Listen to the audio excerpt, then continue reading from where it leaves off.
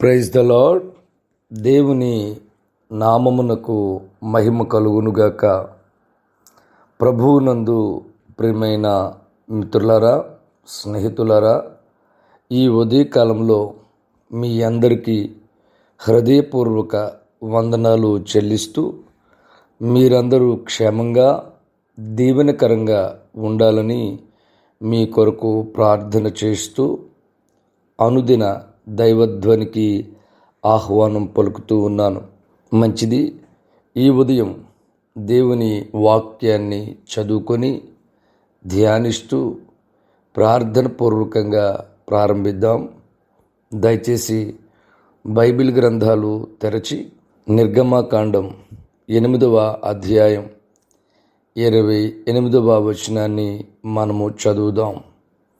ఫరో, మీరు అరణ్యంలో మీ దేవుడైన యెహోవాకు బలి నర్పించుటకు మిమ్మను పూనిచ్చెదను గాని దూరం పోవద్దు.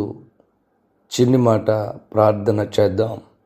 పరిశుద్ధుడు అయిన తండ్రి, అద్భుతమైన యేసు క్రీస్తు ప్రభువా, దయచేసి ఈ ఉదయం మీరు మాతో మాట్లాడమని యేసు నామమున ఈ కొద్ది విన్నపాలు అడుగుచూ ఉన్నాను తండ్రి. ఆమెన్.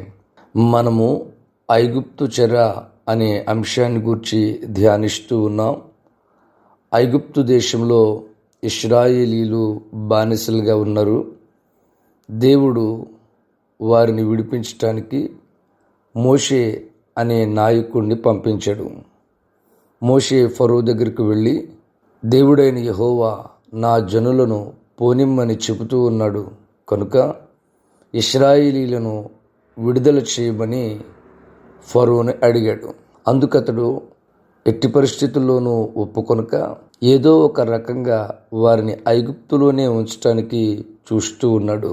ఐగుప్తు అనేది పాపమని, ఫరో అనేవాడు సాతానుడికి సాదృశ్యంగా ఉన్నాడని మనము నేర్చుకున్నాం. మనిషి పాపం నుంచి విడుదల పొందడానికి సాతానుడు కూడా అస్సలు ఒప్పుకోడు. సాతానుడు కూడా ఎన్నో తంత్రాలు పన్నుతూ ఉంటాడు.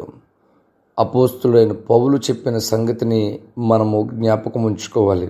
ఇప్పటికే 3 రకాల తంత్రాలు అతడు పన్నాడు. నెంబర్ 1, మీరు సోమరులు అని హేళన చేశాడు. రెండవదిగా వారిని శ్రమల పాలు చేశాడు. మూడవదిగా ఐగుప్తులోనే ఆరాధించండి అని చెప్పాడు. ఈ విషయాలన్నీ మనము పరిశుద్ధాత్మ దేవుని సహాయంతో ధ్యానం చేశాం. ఇక 4వదిగా మనము ఆలోచిస్తే ఫరో చెబుతూ ఉన్నాడు, మీరు దూరముగా పోవద్దు, మిమ్మల్ని విడుదల చేస్తాను, నాకు దూరంగా వెళ్ళకండి, అందుబాటులో ఉండండి, నేను పిలిస్తే పలికేంత అందుబాటులో మీరు ఉండండి, నాకు సమీపంగా మీరు ఉండండి, అలా అయితే మిమ్మల్ని విడుదల చేస్తాను అని చెబుతూ ఉన్నాడు. మిత్రులరా, ఇది ఒక సాతానుని పెద్ద తంత్రం.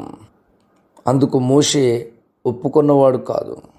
మేము మా దేవునికి బలి అర్పించడానికి చాలా దూరం వెళ్ళిపోతాం, మేమందరం వెళ్ళి అక్కడ ఆరాధన చేసుకుంటాం అని మోషే చెబుతూ ఉన్నాడు. ఫరో అయితే మీరు దూరంగా వెళ్ళొద్దు, నాకు సమీపంగా ఉండండి అని చెబుతూ ఉన్నాడు. అలాగే సాతానుడు కూడా ఒకవేళ మనము విడుదల పొందాలని ప్రయత్నం చేసినప్పుడు, సరే వెళ్ళు, కానీ నాకు దగ్గరగా ఉండు, నాకు సమీపంగా ఉండు అని చెబుతూ ఉంటాడు. కొద్దిమంది ఈ తంత్రంలోనే పడిపోతూ ఉంటారు. అందుకనే వారు కొద్ది రోజులో, కొద్ది నెలలో, కొద్ది సంవత్సరాలు పాపాన్ని విడిచిపెట్టేస్తారు. కానీ సడన్గా ఒకసారి మరలా తిరిగి పాపానికి లోనైపోతారు. గల కారణం ఏంటంటే వారు పాపాన్ని విడిచిపెట్టారు, కానీ ఆ పాపానికి వారు సమీపంగా ఉన్నారు. సాతానుడికి వారు సమీపంగా ఉన్నారు. బైబిల్ ఏం చెప్తా ఉంది? మూర్ఖులకు ఈ తరము వారికి వేరే మీరు రక్షణ పొందండి. అంటే వాళ్ళు పూర్తిగా విడిచిపెట్టండి, లోకాశలు పూర్తిగా విడిచిపెట్టండి. సాతానుడి యొక్క మాటలను పూర్తిగా విడిచిపెట్టండి అని దేవుని ఆత్మ చెబుతూ ఉంటే, కొద్దిమంది వాక్యము చేత రేపబడినప్పుడు కానివ్వండి, ఏదైనా ఒక ప్రత్యేకమైన పరిస్థితుల్లో కానివ్వండి, అనారోగ్యానికి లోనైనప్పుడు కానివ్వండి, ప్రాణాపాయ పరిస్థితుల్లో ప్రభువు వారిని కాపాడినప్పుడు కానివ్వండి, ఏదో ఒక పరిస్థితుల్లో మారిపోవాలి, ఈ పాపాన్ని విడిచిపెట్టేయాలి, ఈ భయంకరమైన దుర్వ్యసనాన్ని దుష్ట సాంగత్యాన్ని వదిలేయాలి అని ఒక తీర్మానం తీసుకొని త్వరగా వారు అన్నీ మానేసి విడుదల పొందేసినట్లుగా మనకి కనబడతారు. కానీ కొద్ది కాలానికి వారు మరలా పాపాన్ని జరిగిస్తూ ఉంటారు. వీరిని గుర్చే బైబిల్లో విత్తువాని ఉపమానంలో ప్రభు చెప్పారు, వారు విని త్వరగా మొలకెత్తారు. ఎండ లేక శ్రమ వచ్చినప్పుడు రాతి నేలలో పడిన విత్తనం కనుక వేరు లేనందున అది ఎండిపోతూ ఉంది. చాలామంది ఇలాగే తాత్కాలికంగా కొంతకాలం పాపాన్ని విడిచిపెడతారు, మరలా వాళ్ళు పాపం చేస్తూ ఉంటారు. అపోస్తులైన పౌలు తిమోతికి రాసిన 2వ పత్రిక 2వ అధ్యాయం 22వ వచనంలో ఇలా చెప్పాడు, నీవు యవనేచ్ఛల నుండి పారిపోము. కొరింథీయులకు అపోస్తులైన పౌలు రాస్తూ మొదటి పత్రిక 6వ అధ్యాయం 18వ వచనంలో జారత్వమునకు దూరముగా పారిపోండి అని చెప్పాడు. అదే కొరింథీయులకు రాసిన మొదటి పత్రిక 10వ అధ్యాయం 14వ వచనంలో విగ్రహారాధనకు దూరముగా పారిపోండి అని చెప్పాడు. అంటే దాని అర్థం దూరంగా వెళ్ళిపోండి, దగ్గరగా ఉండకండి. దగ్గరగా ఉంటే సాతానుడు దుర్మార్గుడు. వాడు ఏదో ఒక ప్లాన్ చేసి, ఏదో ఒక ప్రలోభానికి నిన్ను లోను చేసి మరల తిరిగి నీ చేత పాపం చేయిస్తాడు. నిన్ను ఏదో రకంగా మరలా ఐగుప్తుకు తీసుకుని వస్తాడు. అందుకనే నువ్వు పాపాన్ని విడిచిపెట్టేటప్పుడు పూర్తిగా విడిచిపెట్టాలి, పూర్తిగా దూరం అయిపోవాలి, దగ్గరగా ఉండడానికి వీలు లేదు.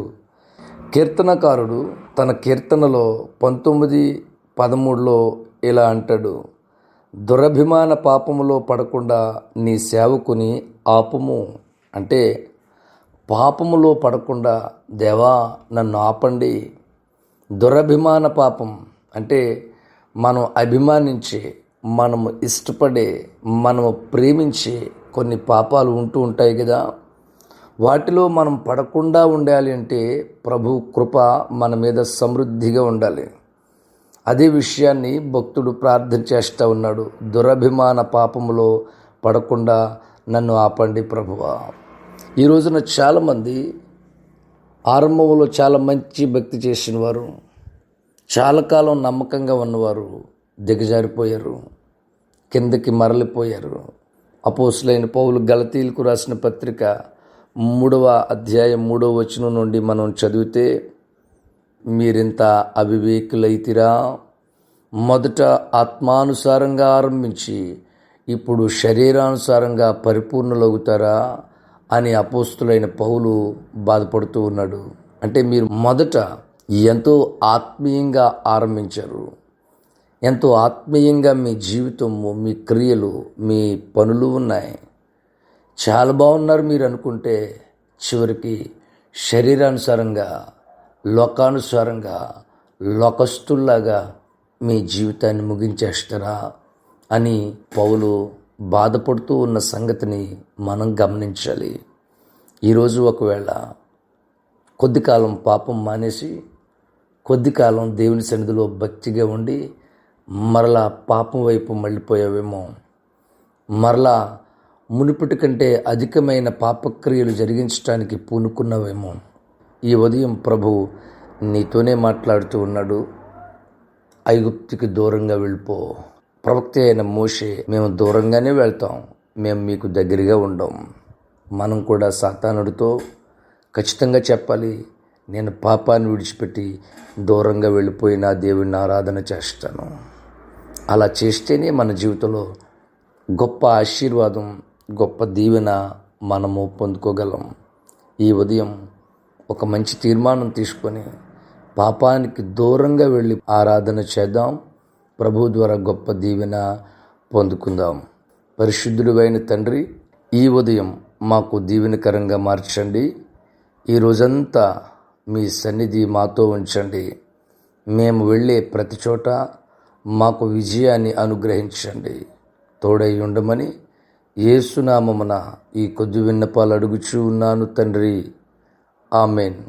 మన తండ్రి అయిన దేవుని ప్రేమ, మన ప్రభు అయిన యేసుక్రీస్తు కృప, పరిశుద్ధాత్మ దేవదేవుని సన్నిధి సహవాసము ఇప్పుడు ఎల్లప్పుడూ మనందరికీ సదాకాలం తోడయుండి నడిపించునుగాక. Amen. Amen. Praise the Lord. May God bless you. Thank you.